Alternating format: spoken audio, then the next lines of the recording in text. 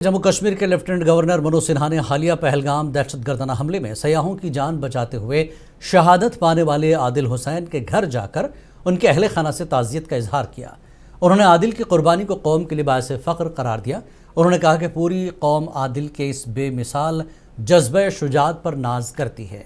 Lieutenant governor ने कहा कि आदिल की कुर्बानी को भी कभी फरामोश नहीं किया जा सकता। उनकी जुर्रत और बहादुरी आने वाली नस्लों के लिए मशअल राह है। इस मौके पर आदिल की बेवा को मुस्तकिल सरकारी मुलाजमत दी गई ताकि उनके ख़ानदान का मुस्तकबिल महफूज बनाया जा सके।